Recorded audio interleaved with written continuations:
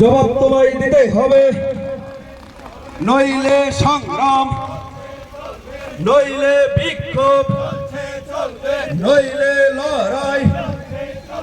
আমাদের দাবি ন্যায্য দাবি, এই দাবি মানতে হবে। আমাদের দাবি ন্যায্য দাবি, এই দাবি মানতে হবে। বেকারদের চাকরি দেওয়ার টাকা সাথে জবাব চাই, জবাব দাও।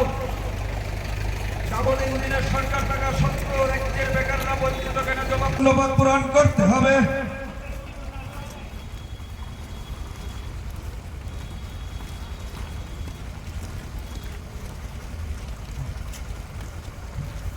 গত 6 বছরে 30,000 উপর সরকারি কর্মচারী অবসরে গেছেন।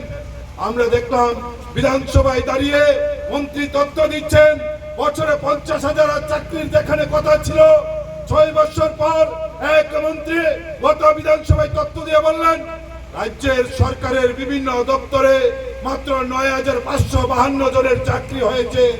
বছরে 50,000 প্রতিশ্রুতি 6 বছর পর বাস্তবায়িত হলো 10,000ও না, 9,552 জনের। এর নাম হচ্ছে বিজেপি। তারা কথায় কথায় মানুষকে বোকা বানায়। আরে বেকারদের তাদের হতাশার সুযোগে ঘরে ঘরে নেশা পৌঁছে দিচ্ছেন। কেউ কথা বলছেন না। যারা শুনছেন, যারা বিজেপির যদি কেউ থাকেন, আজকে কেউ কেউ হয়তো ওই নাচ গান দেখার জন্য আসতে বলে যাবেন, আমাদের আপত্তি নেই।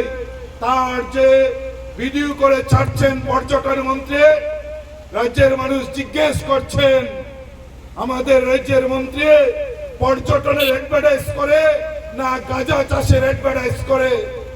এখান থেকে খুব বেশি দূর না, তৈবান্দার সুনামুড়া মহকুমার বিধানসভার নাম হচ্ছে ধনপুর।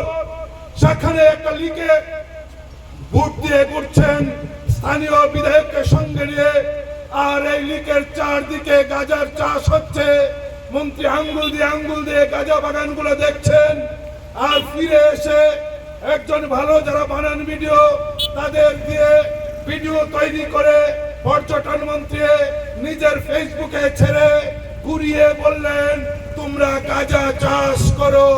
পরোক্ষভাবে মন্ত্রীর তা নির্দেশ, কারণ মন্ত্রীর গাজা বাগান প্রত্যক্ষ করার পর আজ দুপুর পর্যন্ত আমরা খবর নিলাম